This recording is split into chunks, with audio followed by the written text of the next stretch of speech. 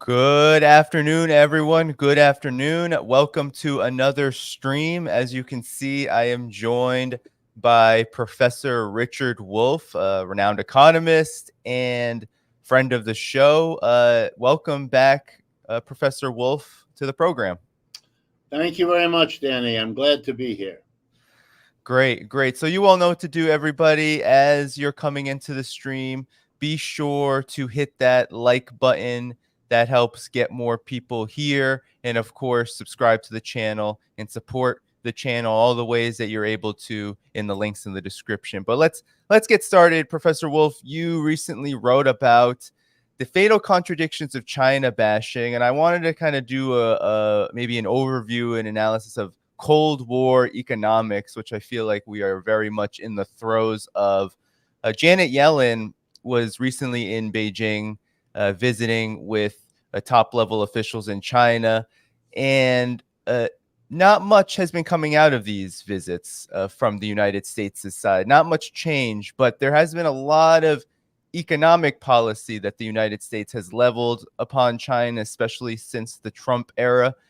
Could you talk about, maybe to begin, the significance of these tariffs? Because the trade war with China that was begun under Donald Trump and continued under Joe Biden has had significant consequences. Could you go over what those consequences are and maybe give an outline of the fatal contradictions of China bashing? Sure. The first and probably the most important thing to keep in mind is that the United States policy as a nation vis-a-vis the People's Republic of China is a split, a schizophrenic, even if you want, kind of policy. It is trying to do two opposite things at the same time. And if you keep that in mind, you'll understand the peculiar contradictions, because it follows logically from when you try to do the opposite thing at the same time. It gets you into all kinds of twists and turns that people on the outside, perhaps imagining that you had a consistent policy, couldn't understand. So let me give you starkly, and then we'll get into the details.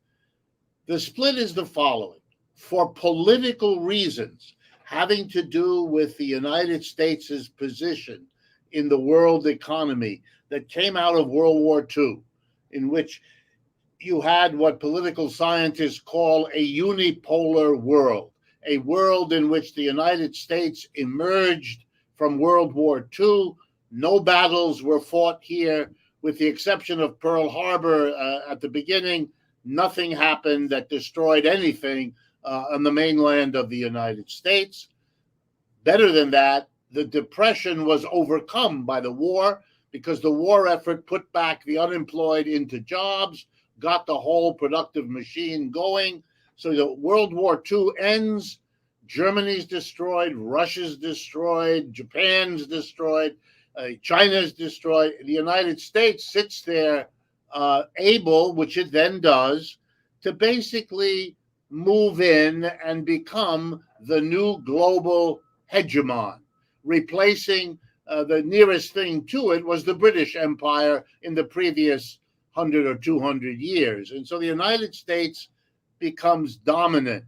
And that domination continued for the rest of the 20th century. But over the last 25 years, it didn't. I mean, like all empires, it reached a peak and now it is in decline. I can go in a few minutes, if you like, to all the economics of that decline. But that decline is terrifying to the American establishment that got used to the privileges, to the wealth, to the power that came with being the global hegemon throughout the 20th century.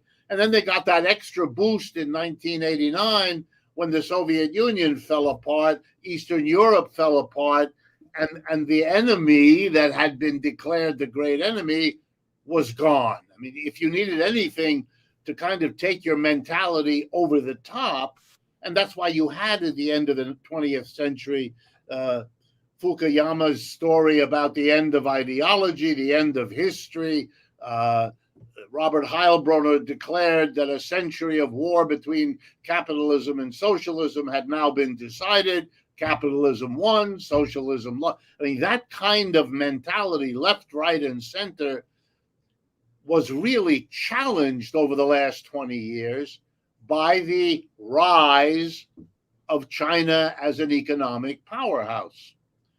There's a single statistic that I use. I could use many, but there's one that captures kind of what I'm after. If you look at the world today, one of the statistics economists use is something called the GDP, gross domestic product. It's roughly a measure of the output of goods and services in an economy in one calendar year. And by comparing one country's GDP to another, you get a sense of their relative size, their footprint, if you like, in the global economy. Okay, just to give you an idea, last year, the GDP of Russia was about $1.5 trillion. The GDP of the United States was about $21 trillion. In other words, to think of the world as a great struggle, and you hear that every day now, between the United States and Russia, is silly.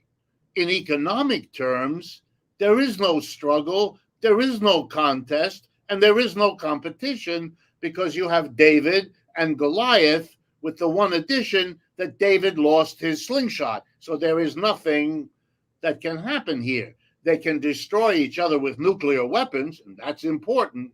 But in terms of the economics, it's of no importance. Now the People's Republic of China, their GDP is about $17-18 trillion.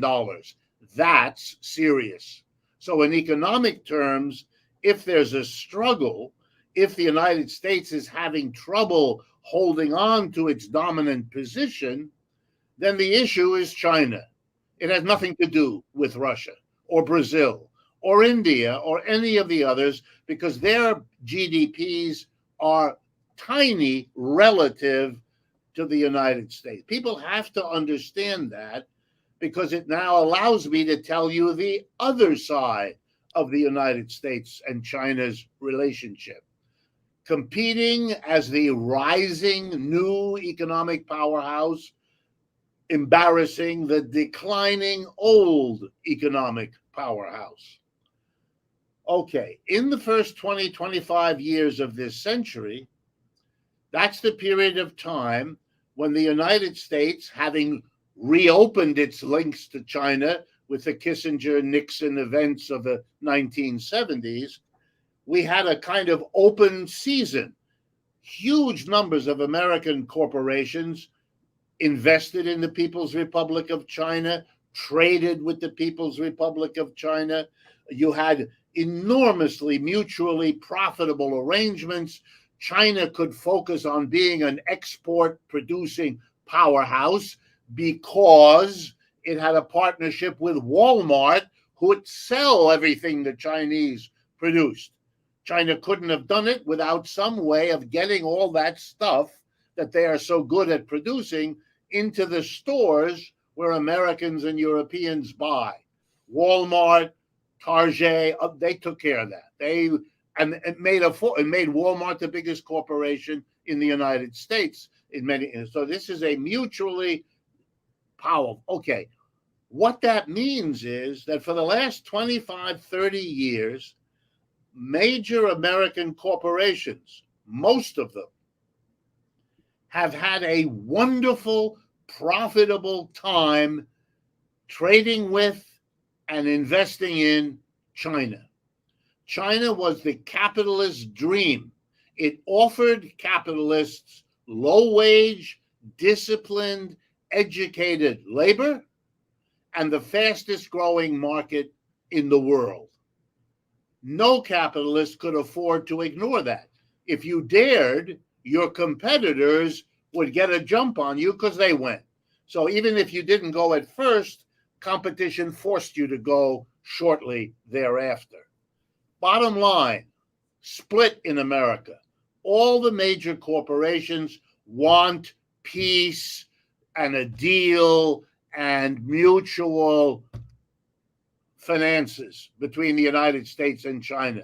They don't want a war. They don't give a flying you-know-what about Taiwan or anything else. On the other hand, there is the political, ideological, sometimes captured with the phrase neocons or neoconservatives, who are out there being the vanguard to try to stop what is happening, which is the decline of the United States relative to the rise of China.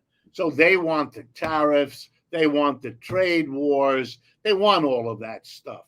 They got it halfway with Trump, they got it a quarter of the way with Obama, and they got it another halfway with Biden. But it's always a quarter or a half because of this conflict. Right. Janet Yellen went to China, but in the 2 or 3 weeks before, Jamie Dimon, the head of the biggest bank in the United States, JP Morgan Chase, Elon Musk, and a dozen other big powerhouse economists went there, and they didn't talk about Taiwan, and they didn't talk about the Uyghurs, or none of that, or Hong Kong. They're doing business.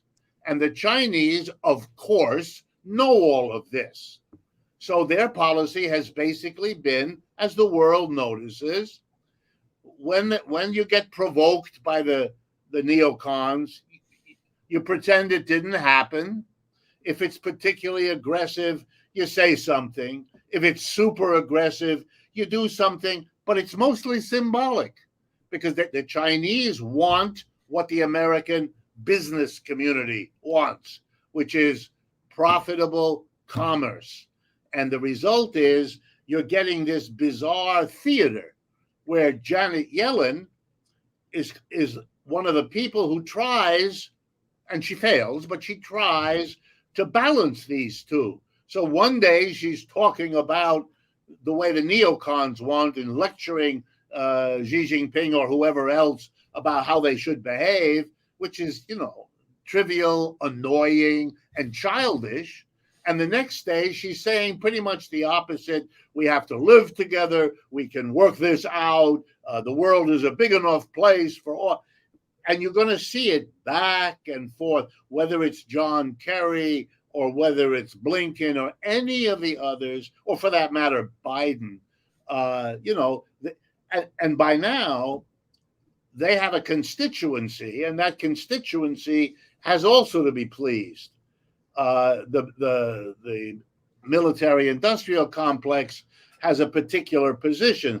They don't want war, but they want perpetual trouble because that means they get the business. They can, the defense has to be maintained.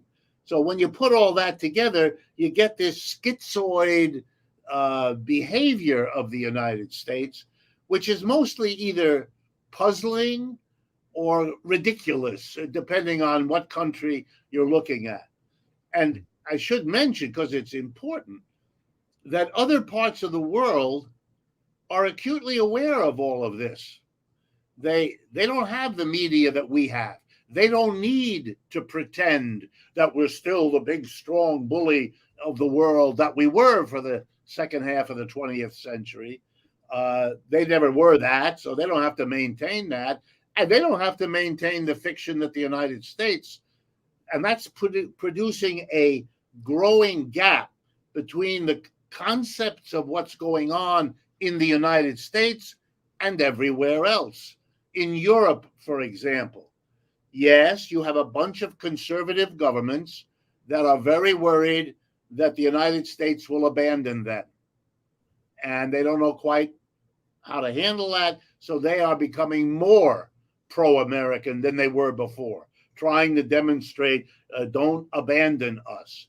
But right below the surface in Europe, in Germany, Italy, France, England, there's the business community that doesn't want any of this, that either wants to have access to China or wants to develop a Europe that is somehow able to be a player in a three-way relationship between China, Europe, and America, rather than be the junior partner of the United States. And the reality is that the tensions between the United States, which wants them to be, the Europeans, a junior ally, and a large portion of the Europeans who do not want that, you now have a very complicated situation, and American diplomacy has to somehow manage that, and that's not going real well either. And the attempt to mobilize NATO and Europe in the war with Russia in Ukraine, that's not going well either, because the Ukrainians are clearly unable to defeat Russia. That should have been obvious to anybody from the beginning, partly because one is a big, rich country, and the other one is a small, poor. I mean, it doesn't take rocket science, and simply loading them up with weapons, particularly when the weapons are the kind of discard old weapons that the Europeans and the Americans have given them, trying to imagine that on the cheap, with cheap weapons, this little country is going to be able to deal with Russia is childish. It's a mistake. And, people don't make mistake unless there's a reason. You've not explained anything by saying it's a mistake, because it simply raises the question, why was that mistake made? The United States has lost its wars. And this is a very serious business. It didn't win in Korea. It clearly lost in Vietnam. It clearly lost in Afghanistan. It did not win in Iraq. I could continue, and it's not winning in Ukraine now either. And these are signs that the rest of the world is looking at. And when you see that China did what every third world, what we used to call the third world country, Asia, Africa, Latin America, their goal has been, all of them, to stop being poor countries, which centuries of colonialism condemned them to be, and to become economically well off, middle income, high income. And really, very few have managed it. China, which was among the poorest in the world, has achieved it in unbelievably short amount of historical time. I mean, the industrialization of Europe took centuries. The industrialization of China took 30 years. I mean, it's just incredible. And the rest of the world looking for models, looking for allies, looking for technical expertise. Of course, they now have a choice. They don't have to go to Europe or North America or Japan. They can go to the Brics. They can go to China and its allies. And nobody should be surprised that there are 15 or 20 countries that have either applied to join the Brics or are in the process of doing so. I mean, it's a new economic system in the world. It's a new world economy. And pretending that that's not the case, acting as if we were back in 1970 or 80 or 90, that's not going to make it happen. And so there's this disconnect that I tried to get at in that article between the reality and the bizarre mixture of pretense, theater, and denial here in the United States. Well, you summarized all of this so well, and I definitely want to get more into the details of each of some of the points that you made. But one question I want to ask you, Professor Wolff, is this. I was just in China, and people would ask me, why is it that American businessmen, American capitalists, why are they conducting better diplomacy than your politicians?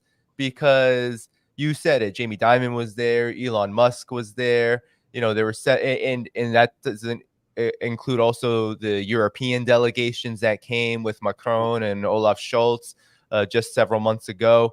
And so this is the curious thing to me, is that we know now that the trade war, the sanctions, all of this on China alone, let's table maybe Russia and Brics for a second, but just on China alone, these policies have had consequences on U.S. development, U.S. profits, that the trade war itself has been pretty disastrous for American corporations and businesses. How is it then that these neocons, that the political side of this can somehow outweigh the, given your economic perspective, especially your analysis of capitalism, how is it that these political forces seem to be overpowering the influence of maybe the business interests that do want to continue to do business with China? I don't think they're overpowering them. I think they're in a. I mean, your question still stands, but it's more of an endless struggle, and neither side is able, at least yet, to dominate. One of the reasons that there hasn't been, in my judgment, a peace agreement between Russia and Ukraine to end this horrific destruction of a country is because the two sides can't work that out in the United States. The neocons want to weaken Russia. Russia is a major ally of the People's Republic of China. Russia has one of the greatest military apparatuses in the world. China needs that in their ally of the Russia. Everybody in the world who plays this game knows that. So, to answer your question, the neocons being politicians, and I should mention to you, I know them a little bit. I come from a background not so different from some of them. So, I mean, I know them. They understood long ago that their interest is not the same as the interest of the businesses. They resent those businesses. They resent that those businesses, if you give them 3 martinis, what comes out of their mouth is that the American business elite is the ally of Xi Jinping, and they're very angry about it. That's how if you get them honest, that's how. So, but they're not stupid. So here's what they've done. They've gone to the American enterprises and said, the big ones, if you support our neocon foreign policy, we will support you. And how is that to be done? We will use national security as the excuse to give subsidies to major all the people who make computer chips. That's been a scandal. They've given them $60-70 billion in outright subsidies. Remember, these are people who believe in laissez-faire. Many of them are economists like me who have been teaching all their lives how the most efficient capitalist system is the one with the least amount of government intervention. They are now leading the charge for government intervention. That's not because they have had an epiphany ideologically. They have to do that because that entices the business community to be supportive of them. Look, here we have Democrats typically pushing away from corporations because they have to cultivate the image of being the political party of the working man and woman. They now have to get out there, embarrass themselves in front of unions, embarrass themselves in front of Bernie Sanders, AOC, and all of those people by giving huge subsidies on fake national security grounds to corporations left and right, imposing tariffs that create a protected market inside the United States for American producers. And then they dangle in front of them, just to make the thing as stark for you as I can. They dangle, if we defeat Russia, if we overthrow Putin, then we will be able to divide up the whole of Russia into little Polands or little Czech republics or little Bulgarias, and they will all have to come to the West for money, and so you will get. So don't be our enemy, because what we're doing, we will make sure that if we win with your help, we will pay you off handsomely for you. So what you have here, and of course, by the way, the businesses are torn. Part of them likes that idea. That image is attractive. But their fear is that the neocons will fail. And then they have nothing, because then if they let them succeed, the Chinese, what are they going to do? Their only way to get back at the United States is to cut off the business. That's why they stopped the export of gallium and germanium and things like that. This is going to hurt businesses of various kinds. So the businesses find themselves caught, and they don't know, and they're split. Some business executives want to go one way, some another, and the neocons play those differences. And so that's what you have to, that's what's going on. Don't be swayed by the verbiage. The verbiage, the United States cares officially about the Uyghurs as much as it does for groups all over the world that are discriminated against more or less in whatever society they are. The selective crocodile tears for this it's childish and it's silly. It's as if Xi Jinping, who would have much more right to do it, excoriated the United States every day for the discrimination against African Americans or Hispanic Americans.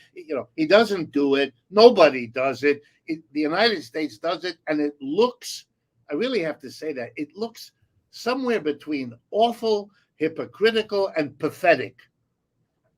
Yeah, I mean, it's just one, bad diplomatic etiquette. You're not going to work with anyone if you're interfering in their affairs, and two, yeah, the hypocrisy is absolutely stark. Mind bad. It's bad because diplomats say it, the media says it. I had a lot of contacts in Europe. They are literally embarrassed by it. I mean, it's awful. It's awful, and that does not fly without consequences. It's a problem for the United States. Right. And I can definitely see clearly, as you were speaking about the China contradiction, that these forces, the neocons, the executives, the business class, that they're facing, because on the one hand, yeah, it looks attractive to try to take down your number one competitor, but on the other hand, taking down your number one competitor also means you might lose a whole lot of business quite rapidly. But maybe we can now look toward this Russia situation, because I think we're moving toward that new world economy you spoke about earlier. Because as you said, and as you've stated in the past, a big part of this conflict, this proxy war, has been an economic war.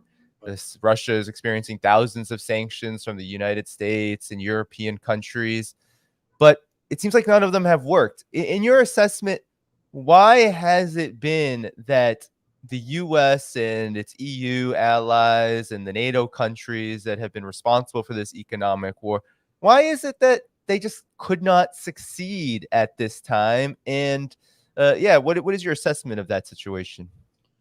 All right. Again, it's a good bit more complicated than the media stories tell you, which is a shame. They're not that complicated that the media couldn't manage it. So it's really more ideological tilting that's your problem here. But here's the basic story. There were two objectives in the war that the United States is basically waging against Russia through Ukraine.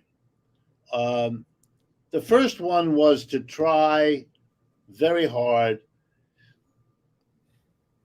to mobilize the remaining economic power of the United States and to use it for political purposes, in this case, to defeat Russia. And so that was a goal, that was a strategy, that was a major thing. And the other one, and think of that as economic, and the other one was military, namely to, as the Secretary of Defense said one day early on, to bleed Russia, to weaken Russia, to make it use up its military equipment, and make it suffer casualties, make it have internal debates and arguments about such a war as the casualties went up, as the costs went up. And that was to weaken China's ally. I mean, it really didn't have, you said to your business community, maybe Russia will fold and Putin will be gone and we can carve up. But that was playing. Nobody took that quite seriously, except, of course, the New York Times and things like that took it seriously because that's their job, to hype this sort of stuff. Okay, so now let's deal with the first one. What they got was they got their European allies to join with them in basically a boycott of Russian oil and gas, so that they could. Russia depends on the export of oil and gas in a very major way. That's a critique of Russia economic development, because they know that they're dependent. They know that dependence is dangerous, but they didn't, for whatever reasons, work their way out of it. So they were stuck with it. So it's a very vulnerable thing. And the United States used all of its economic, political, military muscle, influence, and power to destroy that. And basically they did. They got boycotts that were pretty successful. Not 100%. Boycotts never are. Sanctions didn't work in a lot of cases. That's normal. That's why sanctions are a very crude, blunt instrument. There are books you can get out of the library, including one recently, but it escapes my memory, the name of the guy. But he did a study of historical sanctions, and he shows they don't work. Or let's put it this way. They work in some degree, but they fail in a roughly equal degree. So it's a very crude instrument. But they did that. They managed to globally, at least in the West, demonize Putin, so he became another Stalin and all the rest of that. And militarily, we never know exactly, but the pipeline got blown up and blah, blah, blah. So they did what they had to sanction Russia. And they did a reasonably good job. What did Russia do? Well, it did two things. One expected, one unexpected. The expected one was to maneuver around the world to evade the sanctions, which is always what happens.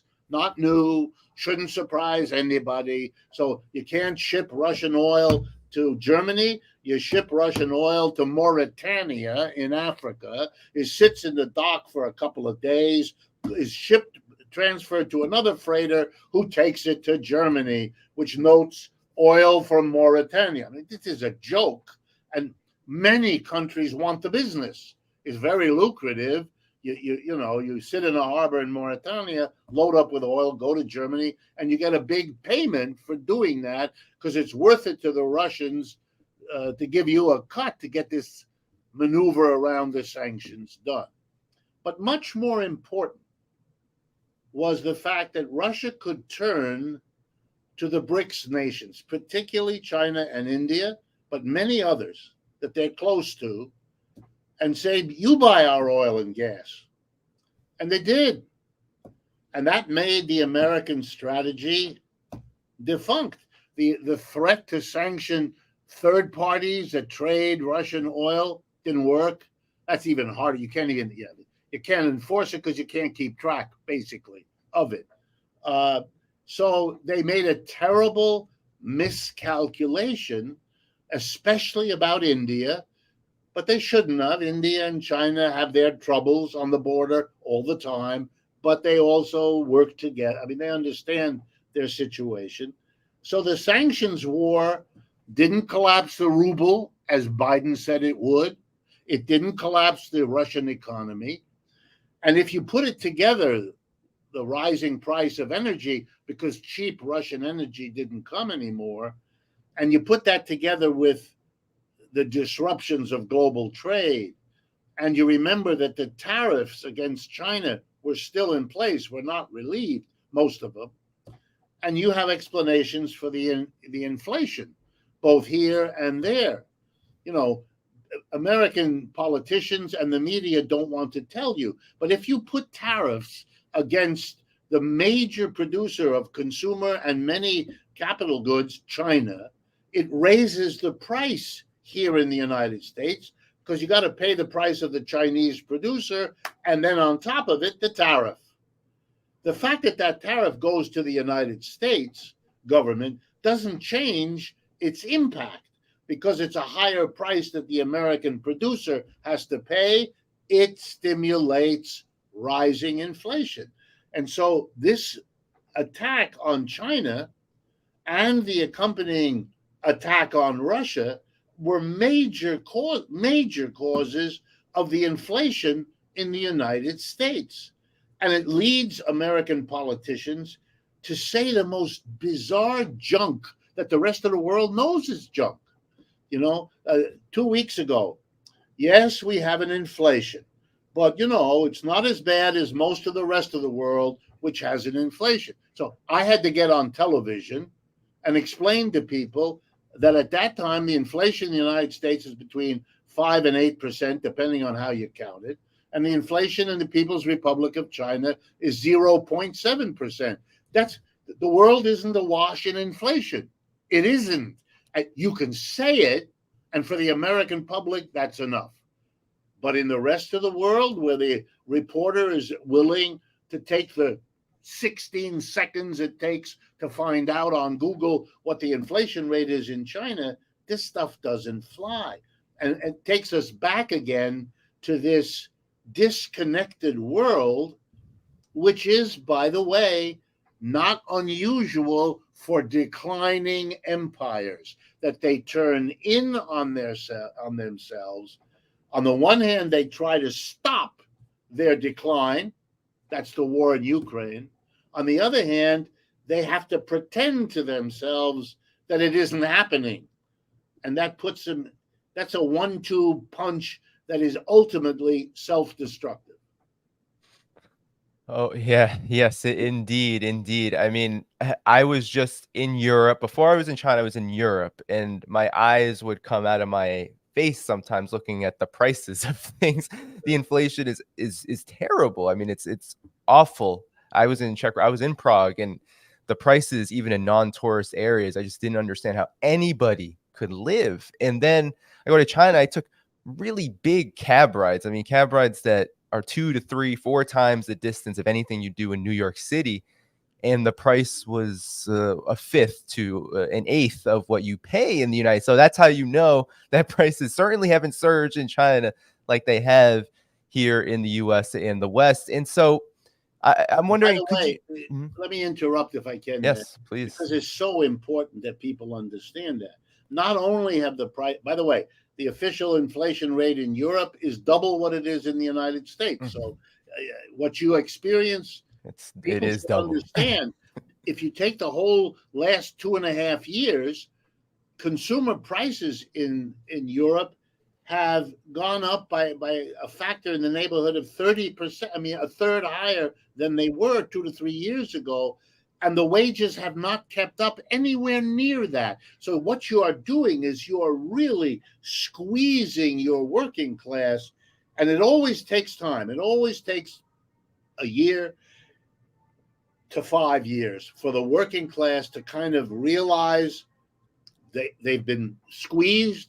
Their standard of living has been dropped, is not coming back. And the people in charge are doing more of that, not less of it.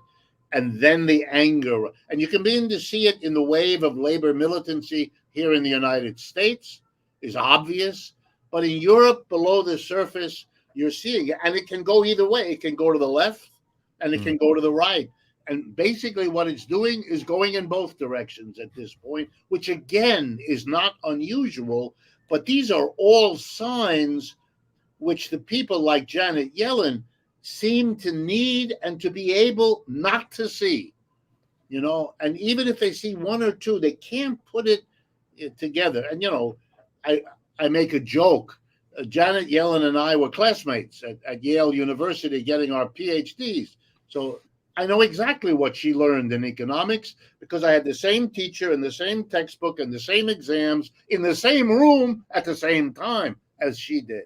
So, but she has to get out there and say things I know she knows are at least questionable, but she has to speak, which I understand. She's a representative of a government and doesn't have the freedom. But it must be a little hard for her, given the gap between what we learned and what it is she has to keep pretending. Yes, yes, definitely, indeed. And now, could you now maybe to close on the Russia-Ukraine situation, could you help because we don't just like you just said, Janet Yellen has to kind of not see a lot of things. One I think that a lot of people in the US and in Europe don't also get to see is good explanations as to why certain things are happening, like why inflation and the economic situation in the America and Europe are the ones being targeted and hit the most by these sanctions on Russia. And then could you also talk about the economic situation in Ukraine? Because on the one hand, yes, Ukraine is at war, so Ukraine's economy will be decimated. But there seems to be a lot more going on in terms of almost kind of like a shock therapy to Ukraine that's been happening for many years, but it seems to have escalated. And I'm wondering if you could talk about that as well. Yeah, I think as with all wars or all major events in human history, there are many factors that make them happen. There isn't one big thing that happened. The motivations of Ukraine are complicated. You have to remember, it used to be part of the Soviet Union. The Ukraine was just a part, and so it was woven into the totality of the Soviet Union. And then even there in the larger Comecon, the Eastern European alliance that was the counterpart to to NATO and the EU and so on. And so that economy, if you're going to be like that for half a century or more, which it was in the case of Ukraine, and now you are suddenly thrown out of it, you have a very difficult time because you've got to rearrange all of your economic, political, ideological linkages. You're basically separating from one and going to the other, number one. Number two, Ukraine was always poor. Number three, Ukraine has a history of political corruption that goes back a long, long time. I mean, if you follow the details of the war, I mean, even with all the support of the West, much of the equipment that Ukraine is using against Russia is equipment from the old Soviet Union. I mean, it's Russian material fighting Russian material. The Russians, too, are using all kinds of equipment left over from the Soviet Union. So this produces all kinds of bizarre adjustments. All of Eastern European countries have had a hard time making the adjustment. And in that hard time, they were provoked and they were enticed to allow Western European, particularly Western European capitalists to come in, set up production facilities, because it would tie them in to the Western European economy, which is what they hoped for. They all wanted to be in some sort of greater EU that would make them as prosperous as Belgium. In other words, their image was of something like that. Russia, on the other hand, for them, all of this is a threat. I mean, if you go back and you look, why was there in Eastern Europe from the Baltic republics in the north to Bulgaria? It was to be a cordon sanitaire, a safety block, so that Russia, having been invaded by Napoleon and invaded in the First World War, and then invaded by Hitler in the Second World War, I mean, they didn't want it again. These were devastations of Russia over and over and over again. So all of these countries, instead of being their allies, or at least a barrier, are now forward positions of NATO. And whether exactly you had to go to war to stop it, that's a good question, and I'm not sure what the answer is. But were there people in Russia who wanted finally to stop this? Yes. And Ukraine, being as big as it is, moving as deep into Russia as its geography has it do, was a reasonably logical place. I'm sure Putin and his team were embarrassed that they hadn't been able to stop it before, that Poland and Czechia and Slovenia and all of them are what they are. And then, the shenanigans of 2014 and the reaction to the wars in Georgia. And so you put that all together and they have a position no further, no more. Was a war necessary to get that? I'm not so sure. Is all the blame on the West? I'm not so sure of that either, because that's rarely the case. It's two people have to play that game. Usually, two people have to play that game. And I think Russia had if you want a more global explanation, Russia stumbled badly in 1989. Every social indicator, alcoholism, longevity, economic performance, it was a disaster. And, in many parts of the world, not just the United States, Russia was written off as a kind of, we'll get to them later, but what we've been able to do in Poland and Hungary, we will be able to do with them too. They'll fall apart. They'll be needy. And let's maybe give them a little push. Sure. And the Russians, terrified about what this all looked like, made big decisions. I think they made a decision to be more of an Asian country than a European. That has to do with a tension in the history of Russia for centuries. But now they had a real reason. They had friends in Asia, and they didn't in the West. And the West was prepared to really do it to them, and the East was prepared to enable them not to be destroyed. All of that is going on. And I haven't even gotten to the issues of diversifying the Russian economy, which they have not been able to do adequately. This gives them a chance. The very cutoff, the irony of history, cutting them off so that they can't import goods from Western Europe and America, gives them an internal opportunity. I don't know if you saw it, but yesterday and today, the Russians took over the French company Danone that makes yogurt and Danone yogurt and all of that, because they hadn't agreed to do certain things. These are now going to all become Russian companies, and they're going to have a nice market in Russia to begin with. That'll give them a basis and a profit, and they can expand from there. And they're going to come and they're going to compete with Western European countries. They couldn't have done that quite before. Now they have the chance to do that. And that has happened to countries before, that a war cutting you off, throwing you on your own resources.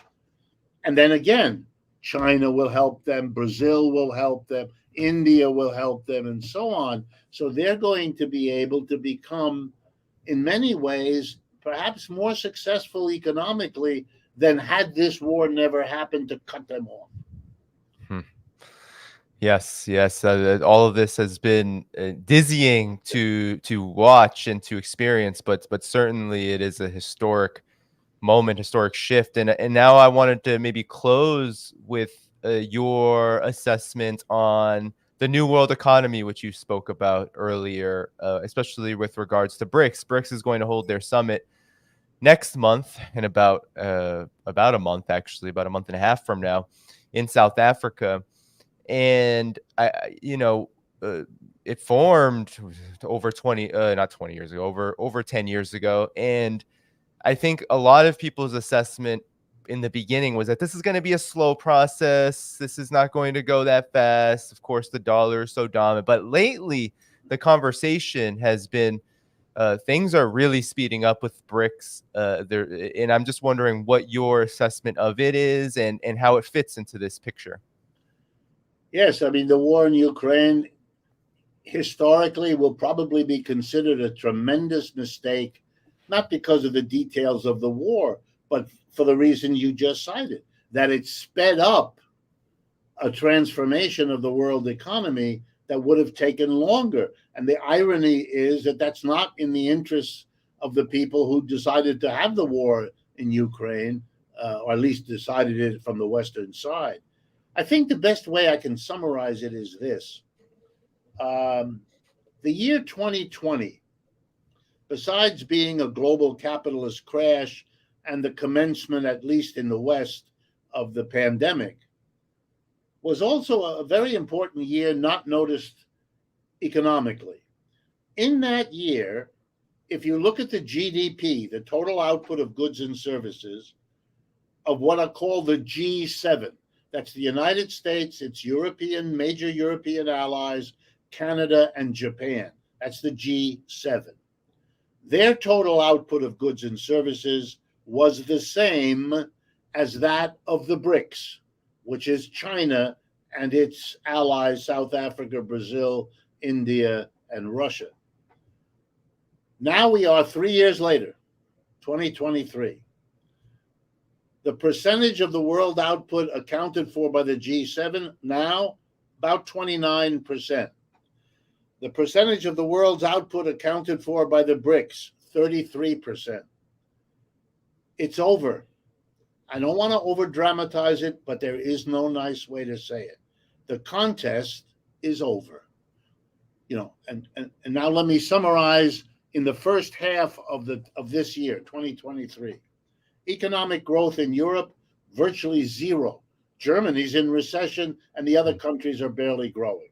Here in the United States, between 1% and 2%. In China, between 5% and 6%. It's been this way over and over. It's over. The Chinese have figured out how to manage a mixed economy of private capitalism and state enterprises, employers that are private or state officials, masses of workers managed and supervised by a powerful communist party and a state apparatus.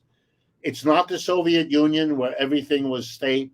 It's not the United States or Britain where most things are private. It is really a bizarre, unique hybrid, what they like to call socialism with Chinese characteristics. Okay, they've demonstrated that they're capable of doing something that nobody else has ever done, not that fast, not that far, and not from such a level of poverty and backwardness before. And all I can say is, given what the past 30 years has shown, and given the numbers I just summarized for you, there's no end of this in sight. Nothing Mr. Trump did with trade war, tariff war makes any difference. Nothing Mr. Biden has done is making any difference in this underlying economic process. And you can't forever pretend that that's not going on and doesn't have immense consequences. And that's, I think, the dilemma that we face. I'm wondering if you think I've been noticing the U.S.'s behavior in particular of late, the last month or 2 months. There's been a lot of attempts to maybe address the Brics bloc as maybe individual entities and try to split them from each other. For example, India, Modi was in India. There was almost like as much of a red carpet treatment as a leader will get from the United States. I would say he essentially got it. He got media coverage, and it was hyped up as a huge deal. And then also South Africa now has been facing some pressure, especially given its position as part of the Rome Statute and the ICC, and Putin potentially coming to South Africa. And maybe there are people in the ears of South African officials, you have to arrest Putin if he ends up in South Africa. Do you think any of this will work? Because it seems like the U.S. is, and whoever it's dragging along with it in Europe, is trying to use politics to arrest the Brics development. And you said it best, I think, that there is this more emphasis on state power. It's a mix. China is maybe the best example of it, but it seems like Brics, you said in your article about it too, is that there is this emphasis on more state control, maybe more state governance of the economy, just given what we've seen from the West over the last several decades. But anyway, I'll let you take it from there. in the global south, you need the state because economic development in a global capitalist system dominated by the private capitalists of the West means if you don't use your state, your chances of doing much. So in all third world, in all Africa and Asia, the state is a very powerful force, and they're not going to be persuaded to not do it because it's for them a very thin disguise for keeping them down. And the China example is just more proof of what you can do if you have a powerful state.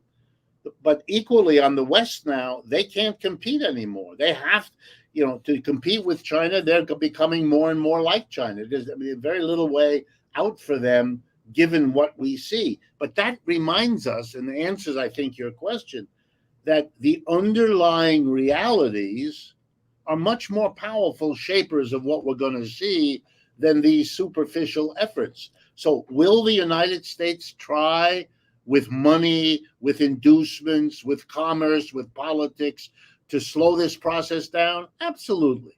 Will they try to split the Brics apart? Absolutely. If you watched over the last week, the shifting of Erdogan in Turkey, very strong example. Modi in Italy, in India, of course. And there are others, and they will try. And sometimes they will succeed. But the other side is doing it too, and the other side has more resources. African countries have gone to China to build a railroad or to build a harbor because they got a better deal than they got from a Belgian company or a Japanese. It isn't a great ideological issue. It's very practical. And that practical dichotomy, in the end, very, very powerful. How long it will take, how successful American blandishments may prove to be, nobody can know that. That depends on too many variables. But I don't think it will be strong enough to overwhelm. Just like, to reverse it, you had very powerful anti-colonialist, anti-imperialist movements come out of the end of World War II. The Bandung Conference, the revolutions in places like China, the overthrow of the British Empire in India. You had with the help of the Soviet Union at the time, an enormous, but it had a problem.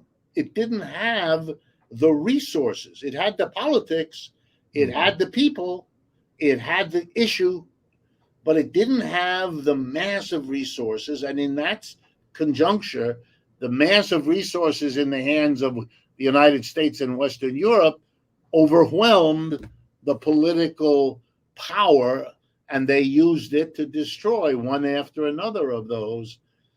And I think now you have the fundamental difference is that the economic power is on the other side and is growing faster, so that dominance, that difference will become more pronounced with each as it did. And that's why I gave you the numbers from 2020 to 2023, just so you see that the direction is to make that imbalance worse and worse for the United States. And if you want to know my fear, I don't mean to leave you with a negative, but the United States' economic dominance is over. Its political dominance is going quickly with it. It still has a military dominance, and it's very dangerous if you're trying to hold on and you only have one tool left. You're tempted to use that tool, and that, of course, then the conversation is over. So, yes, indeed. And I want to squeeze one last thing out of you, Professor Wolff, is how do you feel like all of this is going to influence, given the direction of U.S. economics, politics, the situation that was internally? How do you feel like this development with I guess we could fit under the umbrella of multipolarity, Brics, the rise of China, and especially Russia-China's relationship, those developments, how do you see that influencing in the coming months and years to come, the politics inside of the declining U.S. and Western empire?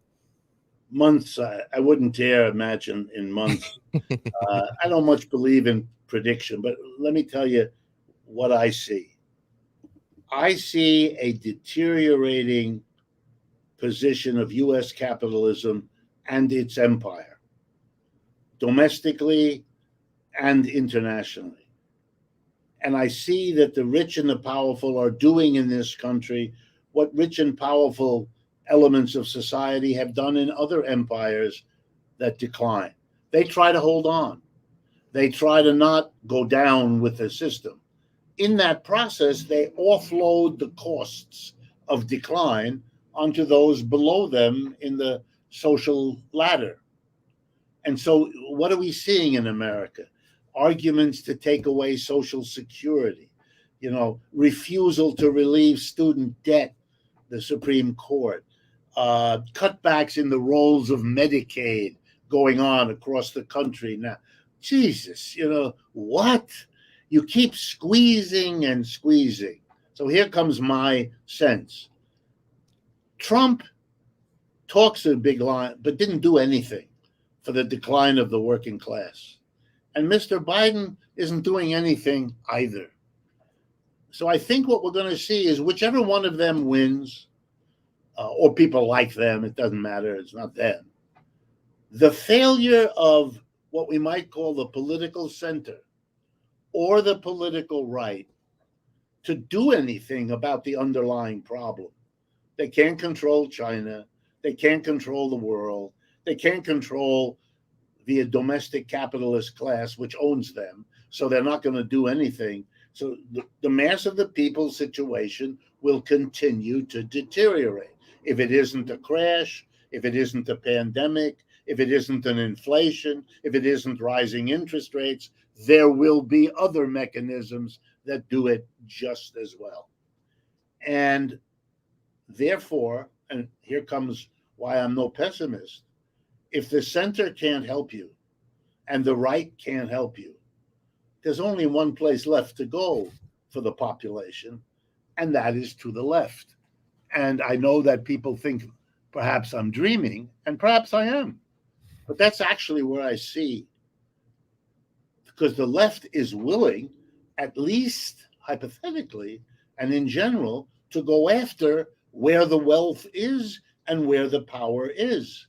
Will they mobilize around that? Will they have the strength to force it through over the resistance?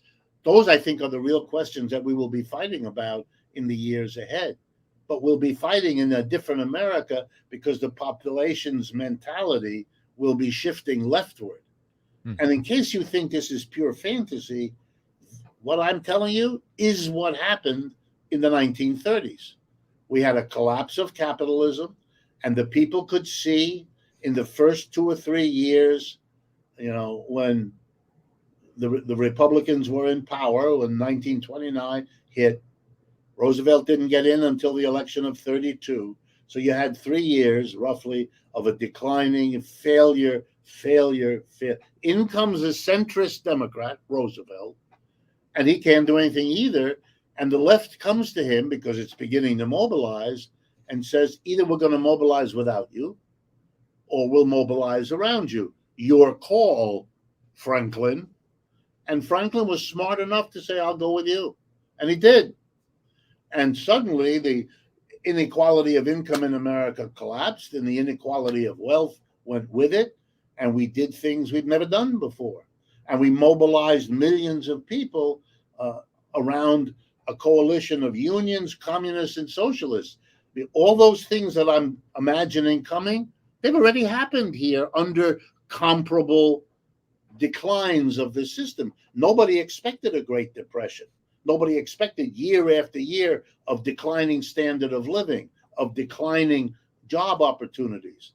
You're forcing the American people through that now, and you're demonstrating that the MAGA Republicans and the Biden Democrats are equally incapable of changing anything. Well, Professor Wolff, I've kept you longer than intended, but everyone stick around. I have one more story to come. But before I let you go, Professor Wolff, please let people know where they can find you. The best place to go, we have 2 websites. One of them is called democracyatwork.info. So all one word, democracyatwork.info. And the other one is R.D. Wolff, that's me, spelled with two F's at the end, rdwolff.com. So either of those, you'll see all the work that we do and how to access it, etc. Great, great. Well, I'm going to link those in the chat, and I appreciate you coming on today, Professor Wolff, and hope to speak to you again soon. Take good care. Okay, I will, and I'll be happy to talk with you again. All right. Bye-bye. Bye-bye. All right. So that was a great conversation, everyone. Let me just put his website in the chat really quick before we get started again. Everyone, stick around. Stick around. I'm going to be on for another half hour, probably. All right. That was a great conversation. Professor Wolff, great friend of the show. Also, to me, maybe one of the foremost economists in the United States that can really break things down in a digestible manner, of course, with the insights that we need from a perspective that's clear. Most economists, I'm sure he would agree, in the mainstream either don't speak clearly or they speak rubbish. But with that said, everyone, keep liking the stream. Stick around. I'm going to cover one story for you. I want to let me get to announcements first. So I'm kind of stacking on streams. There's a reason I was going to go live yesterday, Sunday, but I didn't because I had Professor Wolff today. And then tomorrow I'm having Brian Berletic on. And then Thursday I'm going on his program. And then after that, I probably won't be streaming for about 5 to 7 days, depending on how things go. So another week off of streams, but I'm kind of stacking them. Instead of doing 1 or 2 per week, I'm going to be doing basically 3. And so that's happening. So tomorrow morning, 11 a.m. Eastern, I'll be on with Brian Berletic for our monthly conversation. And then I'll be on his program on the New Atlas on Thursday to do a fun China-Europe comparison, because I was in both places, and that should be really fun. So with that said, everybody, keep sticking around. I want to get to a story here.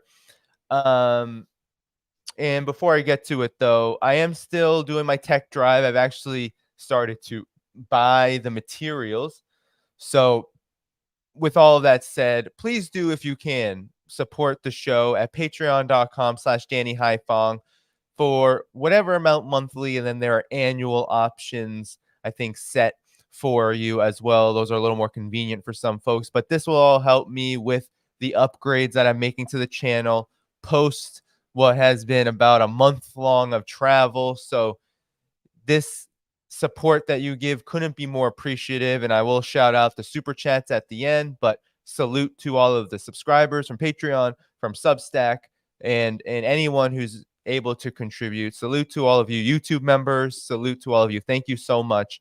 Of course, links in the description for all those places where you can support. So those are the announcements. There's the plug. So let's get to the story before we head out today, okay? So there's, I want to talk about this potential for nuclear confrontation with Russia, because it seems like every single move that the collective West is making now toward Russia points in a nuclear direction. So, of course, you've had all of the talks of F-16s. And if you've ever heard Scott Ritter on my program or on other programs, the folks at the Duran, all the people that have been covering this militarily, they'll say, well, F-16s have a nuclear capacity because they can carry nuclear weapons. You've also had Sweden's admission into NATO, as well as just so many other escalations of late that point to an increased nuclear capacity against Russia. And Russia has, of course, sounded the alarm rightfully.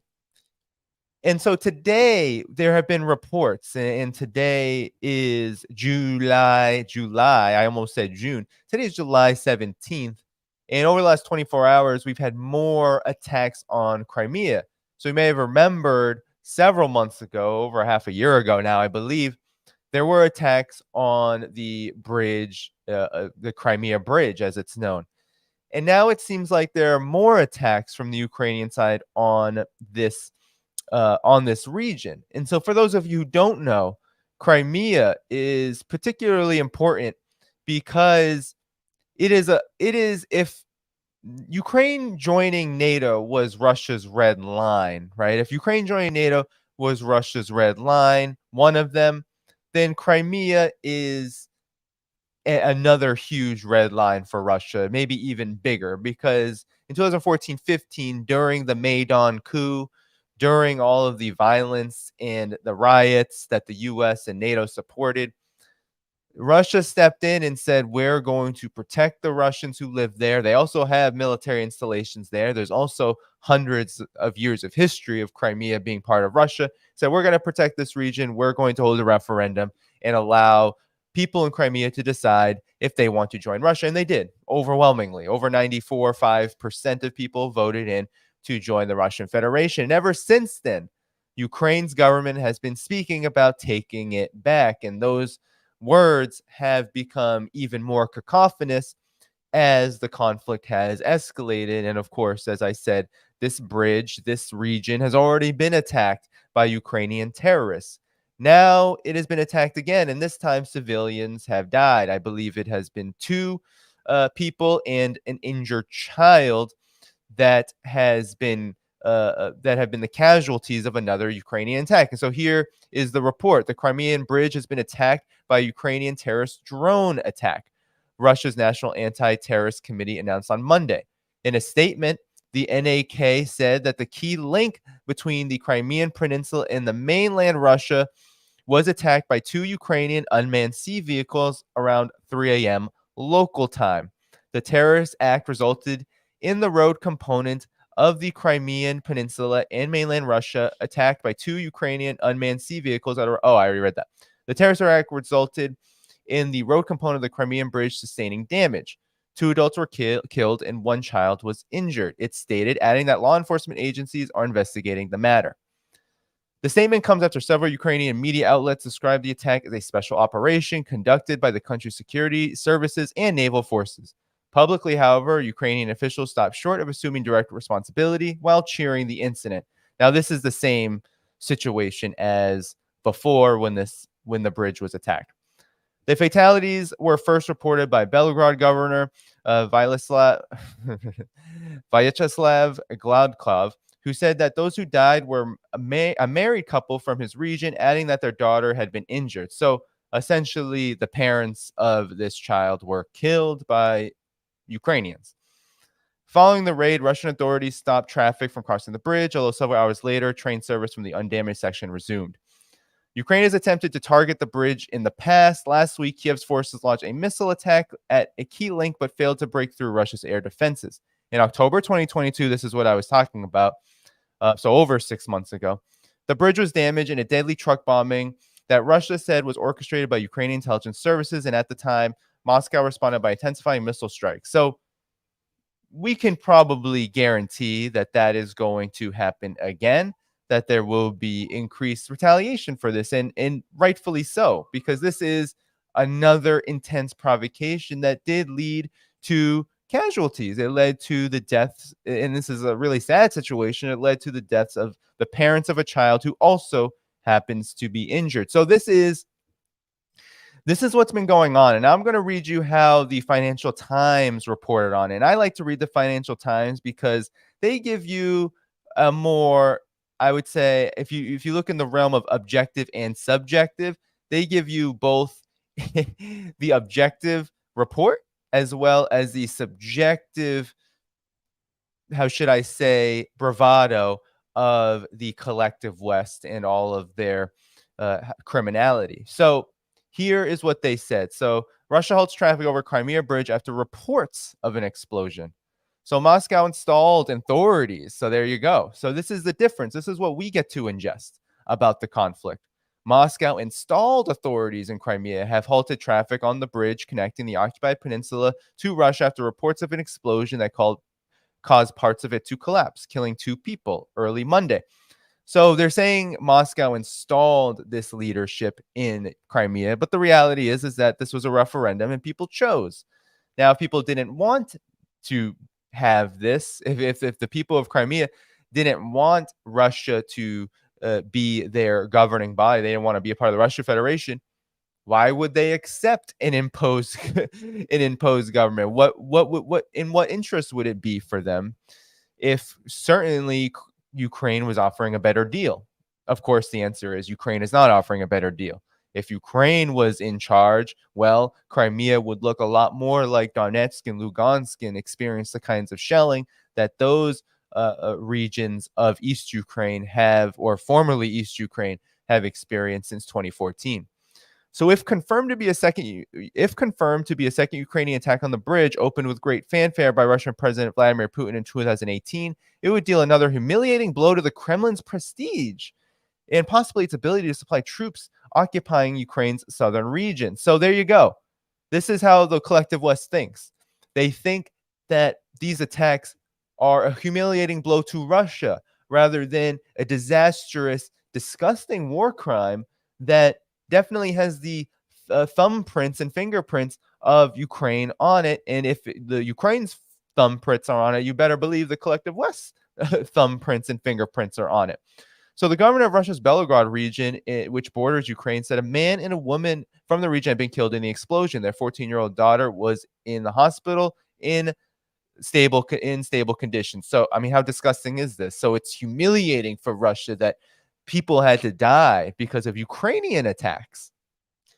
No criticisms of Ukraine attacking the bridge, of course. MASH, an online news outlet with close ties to Russia's police, posted videos showing that this one span on the bridge had collapsed and another had begun to sink into the waters of the Kerch Strait.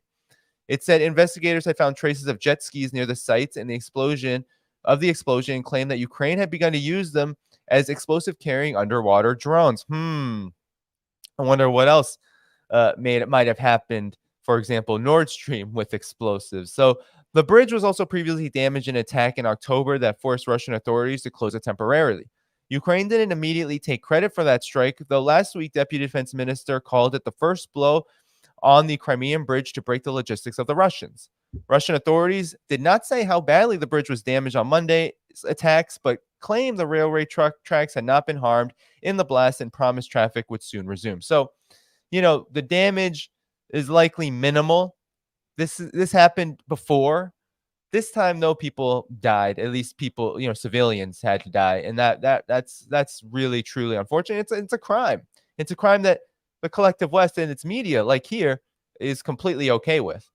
On social media app Telegram, several videos appeared to show the blast before sunrise, while others showed smoke rising from the bridge, a crushed vehicle, and cars backed up for kilometers nearby. Ukrainian officials did not take responsibility for the explosion, but several top officials and Ukraine's security service gloated on social media, while Mikhailo Podolyak, an advisor to Ukraine's President Zelensky, reiterated Kiev's position that the bridge was a legitimate military target. So all the while they're saying, well, we didn't do it officially. We're not. Of course, they're not going to say they did it officially because that is a war crime, and that would look incredibly bad for the U.S. and NATO to be supporting such acts. But Ukraine still talks about civilian infrastructure as legitimate military targets, while also claiming that Russia is striking civilian infrastructure and that somehow that is a terrible thing that Russia is doing. Mind you, if anyone's been following this conflict closely from Mariupol to,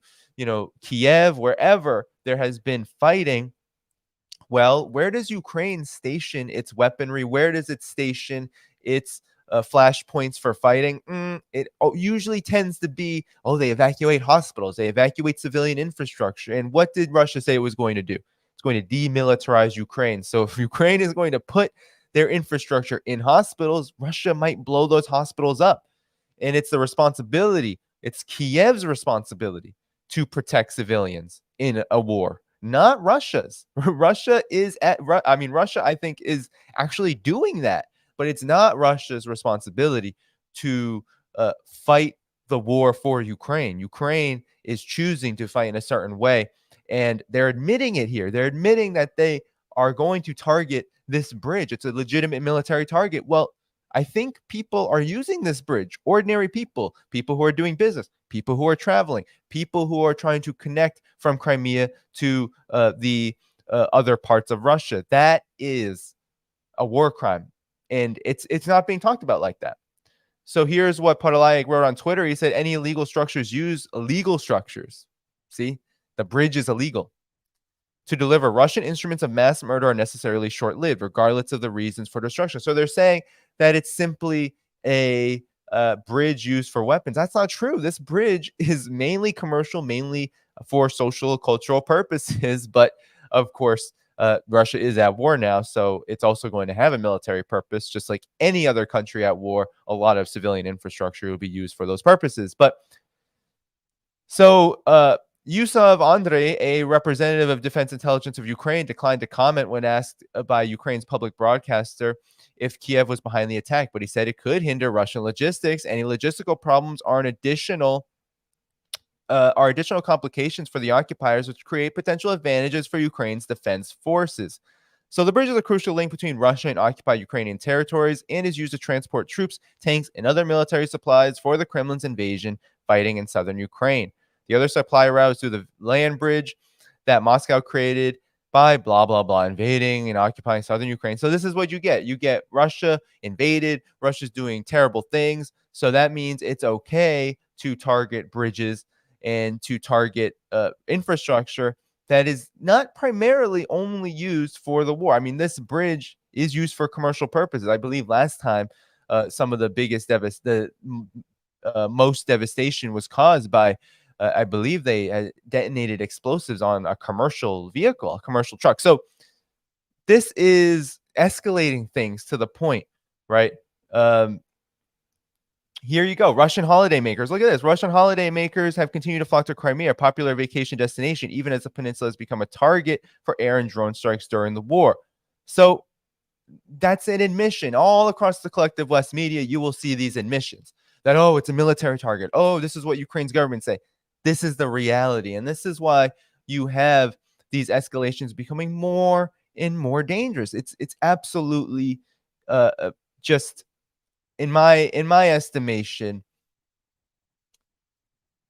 out of this, it should not be happening. But Ukraine is so desperate right now. The counteroffensive has failed. You see it across the media. If you read any report, read the New York Times, read CNN, read anywhere. Every U.S. official is calling this a stalemate right now. And if U.S. officials are calling things stalemates, you better believe that it's worse than that, because the United States, the collective West, they are spin artists and they understand the importance of public relations. So if the U.S., NATO countries, if they're saying there's a stalemate in Ukraine, that means it is worse than a stalemate for Ukraine, that they're losing. And so they're lashing out at Crimea. They're trying to conduct what are ineffective operations that only cause damage and harm to civilians. And the collective West media, you can depend on them to justify it. So all of this leads to, as I said in the beginning, this leads to a possible nuclear confrontation, not one that is going to happen tomorrow, but one where the building blocks are consistently being laid for it, because everything from continue to militarize Ukraine, continue to prolong the conflict, continue to move up the conflict escalator, even if it is haphazard, ineffective, even if the deliveries don't come rapidly. Even so, all of it points, admitting Sweden into NATO, Finland into NATO, all of that leads to a conflict escalator toward nuclear conflict. And so now I'm going to play you what Scott Ritter had to say about NATO's nuclear shenanigans, because I think it's important here. And this is from his 2-minute topic. I just wanted to play you this because I think it's a good summary of some other key points of this escalating conflict toward a nuclear confrontation. That's where this will be headed if there isn't really what I think needs to happen. If there isn't an arrested situation for the collective West, if they aren't arrested, if they aren't stopped, maybe Russia has the ability to stop them. However, Russia on its own, I don't think will be stopping, and it has the influence over the absolutely sociopathic interests of the neocon foreign policy establishment and all of the powerful economic and political interests that back them.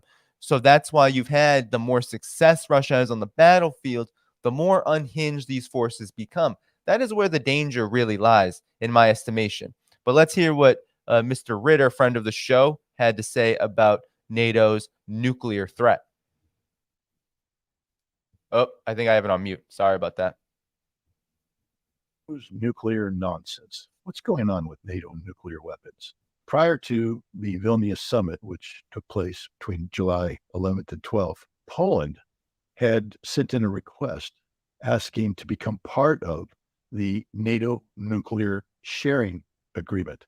Basically, Poland wanted the United States to store B-61 thermonuclear weapons on Polish soil so that these weapons could be turned over to the Polish Air Force at a time of conflict and be used to strike Russian targets. Now, Poland has made this kind of request in the past, and it has rightly been pushed aside as nonsensical, escalatory in nature. This time, that didn't happen.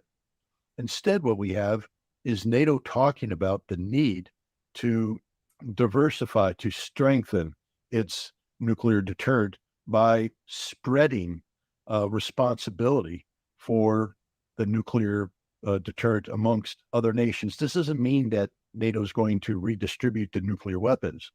What it does mean is that NATO members who are going to acquire aircraft that are deemed to be nuclear capable, such as the F-35A or the modern versions of the F-16, that they will be brought into the nuclear sharing arrangement, meaning their aircraft will be stationed on the soil of nations that do have nuclear bombs, and these nuclear bombs could be loaded up on these aircraft and used in a time of conflict. This is a dangerous escalation. What it means is any country that possesses a nuclear capable aircraft, such as the F-35, must be viewed as a potentially hostile actor every time that aircraft takes off from the ground, because Russia won't know whether or not there's a nuclear bomb attached to it. This is why Russia has expressed some concern, legitimate concern, about the provision of F-16 aircraft to Ukraine. The F-16 is a nuclear capable aircraft, and if operated from Ukrainian soil, Russia must assume that that aircraft could be carrying a nuclear weapon. This is a dangerous escalation, one that NATO shouldn't be making at this time when there is a direct conflict between Russia and NATO. I mean, there you have it. So that's that. I mean, that sums it up. That this is what NATO always does. This is what the United States does, and this is how they've been conducting warfare for several years, over a decade now, since the rise of Russia, since this shift to great power confrontation with Russia and China, is they have been militarily encircling NATO. Has been NATO countries, the US especially, has been militarily encircling Russia and China, and depending on these vassal states, these puppet states, to basically do their bidding. And that is why Ukraine is such a threat to Russia. People ask, why would Russia have to invade? Was it really necessary? And when you think about it, if Ukraine were to join NATO, which since 2008, there's every indication that the U.S. was attempting. That is a possible nuclear confrontation at your border. And so it was bad enough that Latvia, Estonia, these countries that border Russia, a part of the former Soviet Union, just like Ukraine was, already are in NATO and already have this capacity to basically be given these kind of fighter jets, which then could load on nuclear weapons, which then could be used against Russia. Bad enough.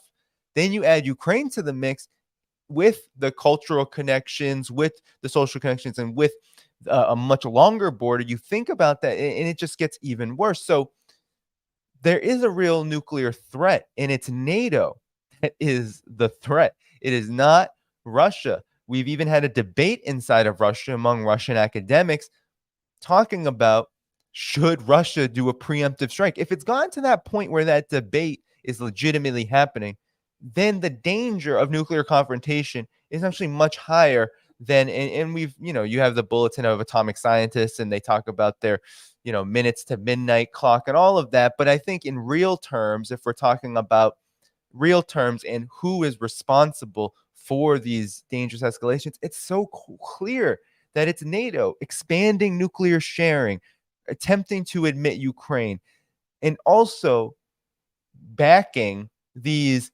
reckless attacks, on Crimea and on Russian territory, getting closer and closer to Russian territory and satisfying corrupt, just, we have to be honest, fascistic regimes like which exists in Poland, backing those kind of regimes and their narrow aims just to attack Russia. All of that leads to this dangerous soup of conditions that could very well lead to a nuclear conflict. And I truly believe that everything Russia has done, and people will say, you're a Putin puppet, you're pro-Russia, all of this.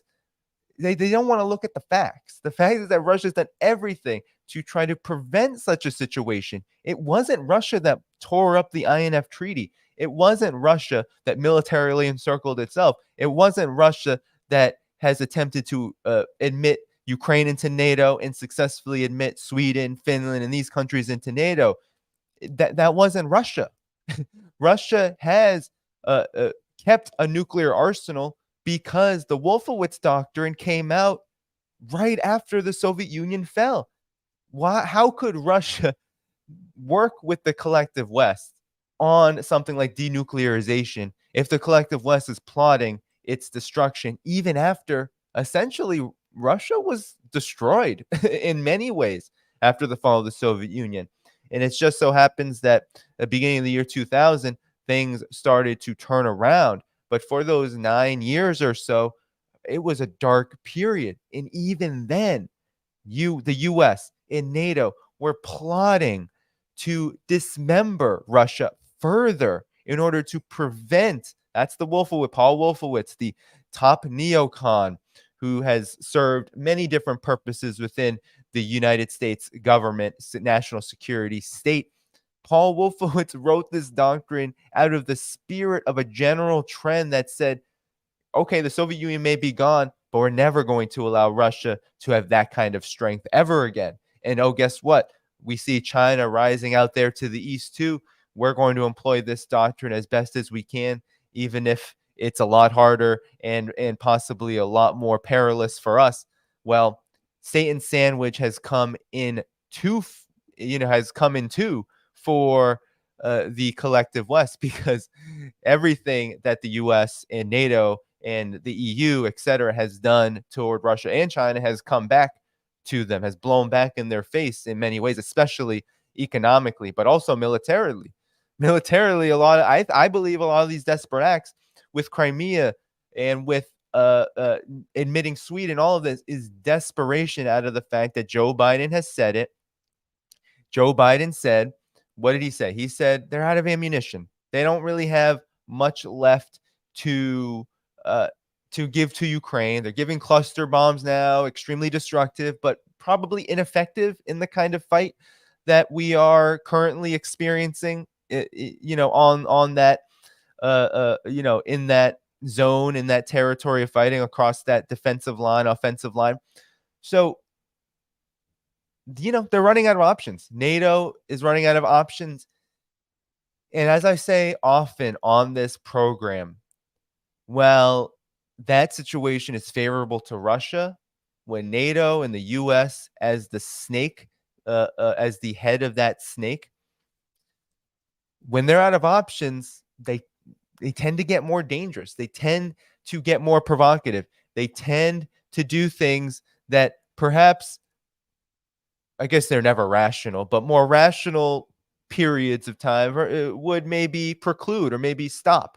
But now we're seeing with this Crimea Bridge attack and the way, I think you have to pay attention to the way the collective West in its media frame all of this.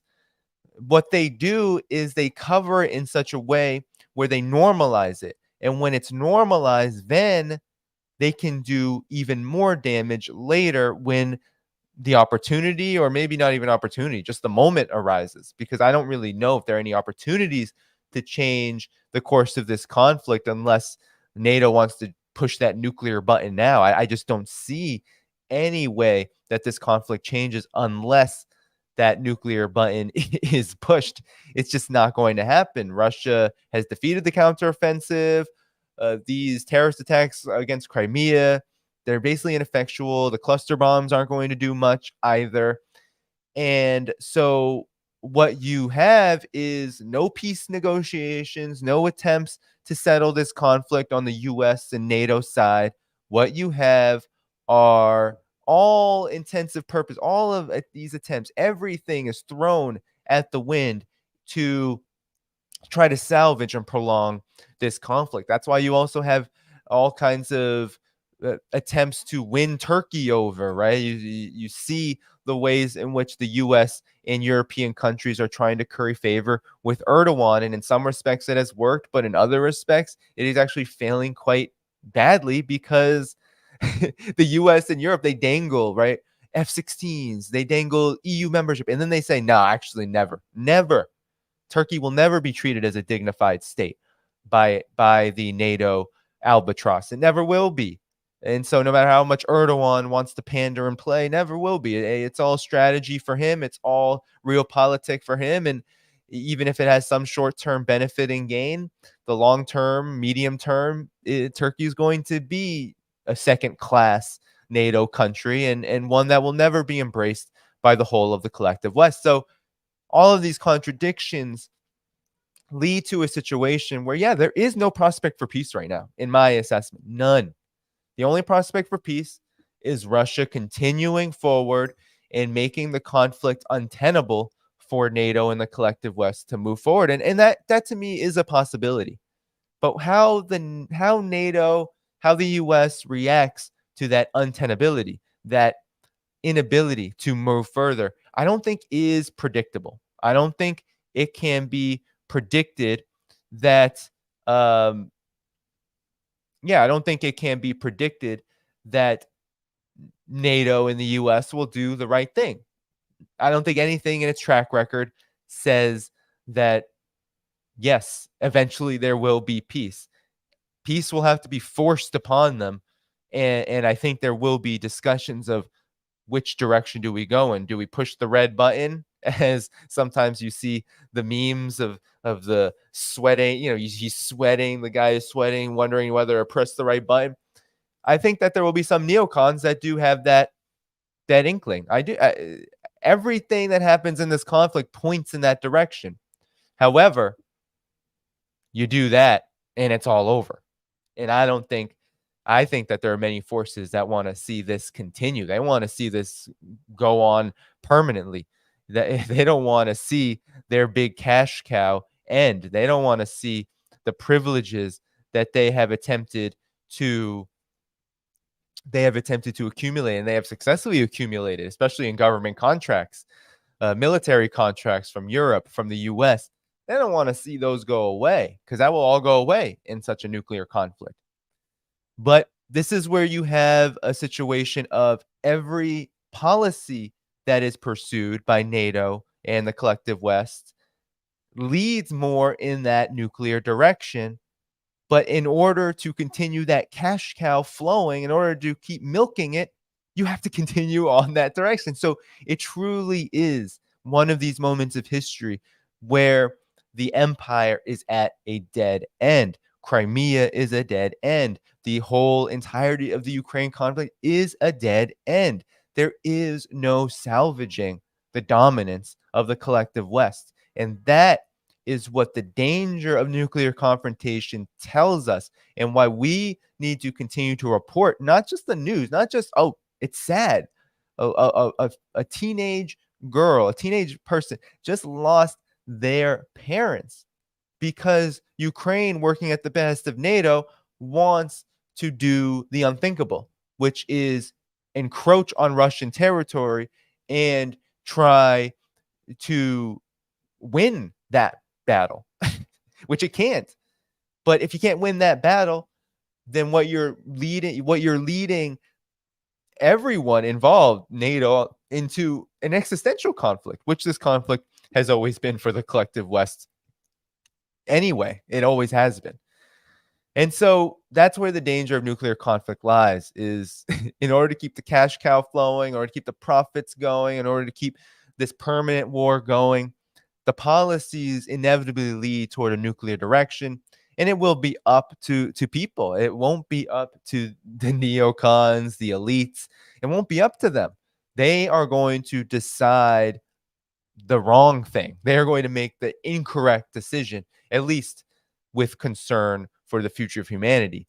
They only care about their short-term, narrow, private interests, the interests they see as being particularly significant, the profits, the hegemony, the dominance, as well as the status, right? The prominence, all of that factors in. They do not want to see Russia survive this. They will do anything to destroy Russia. And so that's why we have to speak of. That's what makes this channel, that's what makes people who really speak the truth about this conflict different. Doesn't matter to me or anything. Russia could have a completely different social system, one by far more corrupt than what goes on in the Russian Federation. I would be saying the same thing, because what matters most here is that the collective West's plot, its agenda, is arrested, because no one is going to survive the end game for where they are leading us. So that's it for the content for today, everybody, because I should probably have a busy rest of my day ahead of me. But it was great being with all of you today for this live stream. Before you go, make sure you hit that like button. Make sure you hit that subscribe button. Make sure you hit that notifications bell. Sometimes it works better than others. Also, please do consider becoming a Patreon member, because I am updating equipment. I am trying to become sustainable in the long term. And all of your contributions, no matter how small, to the Patreon community go to those purposes. And so you can do monthly for as little as $1 a month, or I believe annually for as little as $5 on average per month. And some people like the annual because it's like an individual gift once per year. So please do consider that to help make this sustainable. You get some perks. I'm trying to get the RSS feed up so I can get audio to you more reliably, and you can suggest topics, guests. You also get communication and contact with me and other things. I may be rolling out some other things. I want to do some perhaps like community sessions where we talk about just how we're doing with this global situation and how it's affecting us in wherever we are, and just make it more personable, some more personable like Patreon only streams. So that's all going to be rolled out in the future. So please do subscribe. And also, there are other places to support as well. So if you don't want to do Patreon for whatever reason, you can become a YouTube member, who I'm going to shout out right before I leave here. Become a YouTube member. It's a great way, $4.99 per month. You get very similar perks. You can subscribe for free on Substack, if anything, because you get notifications of streams and, of course, all of my work when I'm able to write, which hasn't been for a while. But when I'm able to write, my original articles go there, and you can get access to the archives if you become a paid member. And they do annual options as well, and some people like Substack a lot more. And then there are one-time options in the link in the description as well if you want to give a one-time donation. Of course, thanks to all the super chats, which I'll get to in a second. And then lastly, go to my link tree. I have a link tree which has all of these options in it, but also my Telegram is there. And you can subscribe to my Telegram, China and Geopolitics, where I post social media. I'm doing social media there primarily, and I also give notifications of all streams and activity. So that is the rundown. And let me get to the super chats first, and then if I see any members, I will shout you out. Let's see.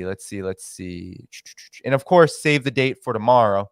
Tomorrow, 11 a.m. Eastern, I will be on with Brian Berletic. So save the date, 11 a.m. Eastern, July. What is that? I'm so jet lagged still. I don't know what day it is. It's 17th. I got in trouble. I missed something today. I feel really terrible.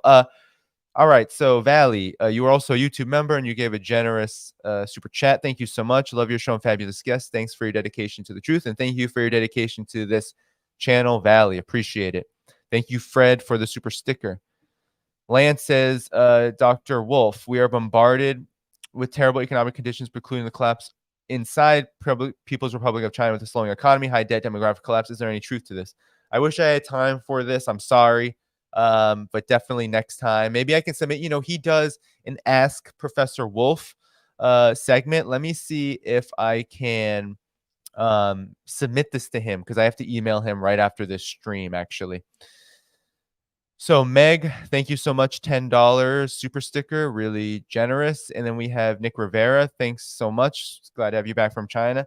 I say I'm glad to be back in many ways, and in many other ways, I'm not glad to be back, but I'm glad to be back to be communicating and doing my work with all of you. So thanks. That includes you, Nick. Appreciate it.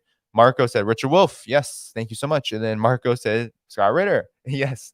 And Scott will be on, I'm sure, very soon into the future, probably later this month, if not next month. I'll definitely try to have him back on. So that's it for the super stickers. Anymore? I see some members here. We have Sherry giving, breathe in and out of your nose slowly and be aware of your breath. Great advice, actually, because that's good for you. And perhaps in my Patreon, YouTube member, Substack paid member only streams, which I'll be rolling out, which will be more focused on this topic of wellness, but more from like let me use the term liberatory, more from like a perspective of being present with the actual situation in the world. This is good advice. And for everyone who's dealing with incredible amounts of toxic stress, whether it's from global politics or domestic politics, economics, etc., socially, all of that, good advice. The breath. Where? Thank you for thanking Marco here, and thank you for being a member. So I shouted you out, Valley. I'm trying to see if there's just anyone else who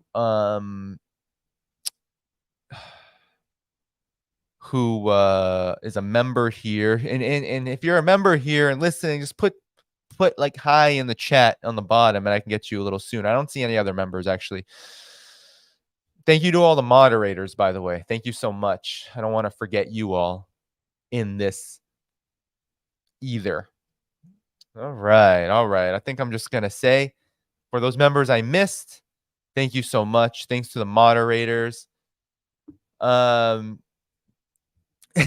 He said, Danny hired Andy Bourne to hold this camera. No, my arm was getting so tired. Actually, he was just a really nice. Andy is just a really good guy. Like, this dude is just, he's top of the, follow Andy Bourne at Reports on China if you already are not. So that's Reports on China on YouTube. Follow him, subscribe. Really good guy, really fun conversation. I am really not so good at the vlogging thing, and it was nerve-wracking. So I got some criticism. One story for all of you. Got some criticisms on the comments about me not looking at him and all of that. Well, one thing about China right now that is very, I think, relevant to your ears, and I'm going to talk more about China just off the cuff because, I'm not going to make it a story of all of my streams, but I'm definitely going to tell some stories as I continue to do streams.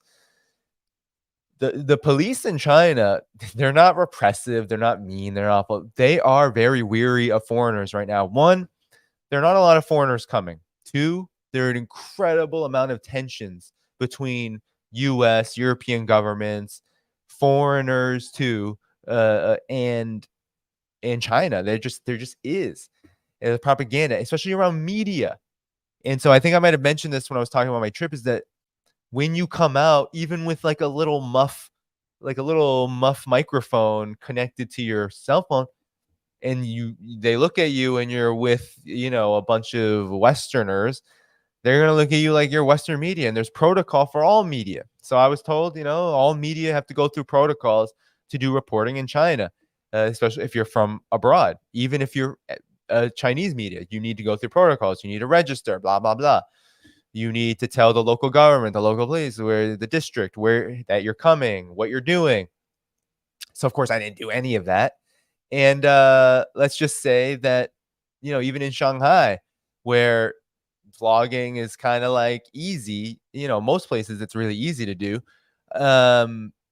People, I was in a touristy area. I was in an area that's kind of sensitive. The Communist Party founding. But yeah, the police came up to us a few times. They didn't have one single policy, which I found hilarious. There wasn't like, you can't do it here. Here are the consequences. No, it was just like guys coming up being like, I'm not sure if you can actually do this here. Oh, well, don't put your stick out too far so you hit people and it's fine. And another person would come up, he's like, I'm not so sure you can do this at all. And so that's why I was kind of like, not, people were like, why aren't you looking at Andy? It's like, well, I got to look forward. I'm walking. And also, I have to watch out for, are we going to get interrupted again? Do I, I want to make sure we're not in an area where there is tourist activity. We were trying to get out of those areas. So it would be a lot easier because the police are more sensitive in those areas for obvious reasons. And when I say tourism, I mean Chinese tourism, domestic tourism. So there is a heightened tension.